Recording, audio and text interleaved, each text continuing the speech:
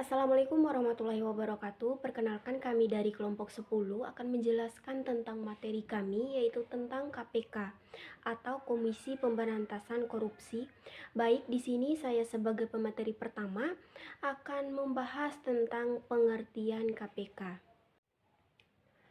Pengertian KPK. Komisi Pemberantasan Korupsi Republik Indonesia disingkat sebagai KPK ialah sebuah lembaga negara yang bertujuan untuk meningkatkan hasil guna dan daya guna terhadap sebuah upaya pemberantasan korupsi. Lembaga KPK ini tidak terpengaruh oleh kekuasaan manapun untuk menjalankan tugas dan kewajibannya, sehingga bersifat independen. Dalam melaksanakan tugasnya, lembaga KPK memiliki tanggung jawab terhadap publik serta menyampaikan laporannya secara berkala dan terbuka kepada BPK, DPR, dan Presiden. Komisi Pemberantasan Korupsi dipimpin oleh 5 orang pimpinan KPK terdiri dari seorang ketua yang merangkap anggota beserta 4 orang wakil ketua yang merangkap sebagai anggota.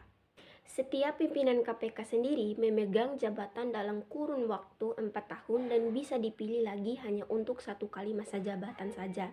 Berpedoman pada 5 asas yang mencakup keterbukaan, kepentingan umum, proporsionalitas, akuntabilitas, dan kapasitas hukum. Menurut pasal 3 Undang-Undang Nomor 30 Tahun 2002, Komisi Pemberantasan Korupsi adalah lembaga negara yang dalam melaksanakan tugas dan wewenangnya bersifat independen dan bebas dari pengaruh kekuasaan manapun. Keberadaan KPK sebagai lembaga anti korupsi diharapkan dapat menekan dan mereduksi secara sistematis kejahatan korupsi di Indonesia. Dengan adanya regulasi dan strategi pemerintah serta dukungan masyarakat dalam pemberantasan korupsi diharapkan dapat menjadi amunisi KPK dalam bertindak dan berupaya secara efektif dalam upaya pemberantasan korupsi. Warahmatullahi wabarakatuh. Perkenalkan, nama saya Rinda Hasmayani, NIM 2020 A1H130. Baiklah, di sini saya akan melanjutkan membacakan materi yaitu tentang sejarah KPK. KPK berdiri pada tahun 2002 dan didirikan oleh Presiden Megawati Soekarno Putri. Adapun pembentukan KPK ini didasari karena Presiden RI pada waktu itu melihat institusi kepolisian dan kejaksaan dinilai terlalu kotor. Karena untuk menangkap para koruptor dirasa tidak sanggup. Selain itu, polisi dan jaksa sulit untuk dibubarkan, sehingga terbentuk KPK. Gagasan awal berdirinya KPK sendiri sudah muncul sejak era pemerintahan B.J. Habibie yang telah mengeluarkan peraturan Undang-Undang Nomor 28 pada tahun 1999 mengenai penyelenggaraan yang bebas dan bersih dari KKN. Assalamualaikum warahmatullahi wabarakatuh. Perkenalkan, nama saya Puji Rahayu Rahmawati, NIM 2020A1H127. Baik, di sini saya akan melanjutkan materi dari teman saya. C. Tugas dan wewenang KPK. Menurut ketentuan pasal 6 Undang-Undang Nomor 30 Tahun 2022. A. Koordinasi dengan instansi yang berwenang melakukan pemberantasan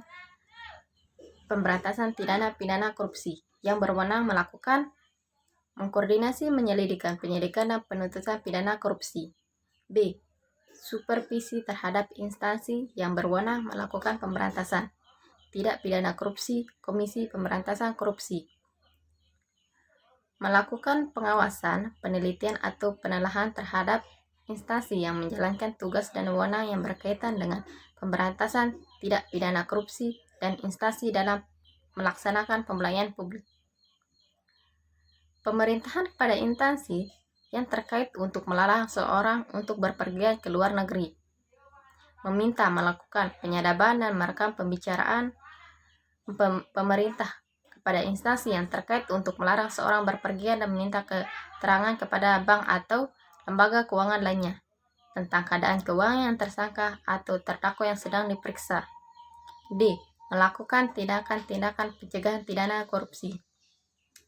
Sehingga KPK berwenang melakukan pendaftaran dan pemeriksaan terhadap laporan harta kekayaan penyelenggaraan negara pemerintah, laporan menetapkan status gratifikasi, penyelenggaraan program pendidikan anti korupsi pada setiap jenjang pendidikan.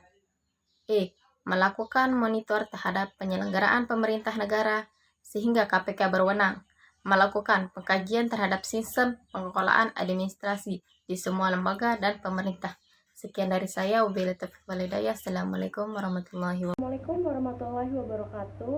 Nama saya Regita Despiani, NIM 2020 A1A129. Saya di sini sebagai pemateri terakhir.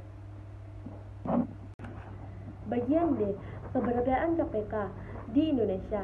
Di Indonesia, lembaga khusus pemberantasan tindak pidana korupsi telah dibentuk berdasarkan Undang-Undang Nomor 30 Tahun 2002 tentang Komisi Pemberantasan KPK. Tindak pidana korupsi adalah lembaga negara yang di dalam melaksanakan tugas dan wewenangnya bersifat independen dan bebas dari pengaruh kekuasaan manapun. Sekian, terima kasih.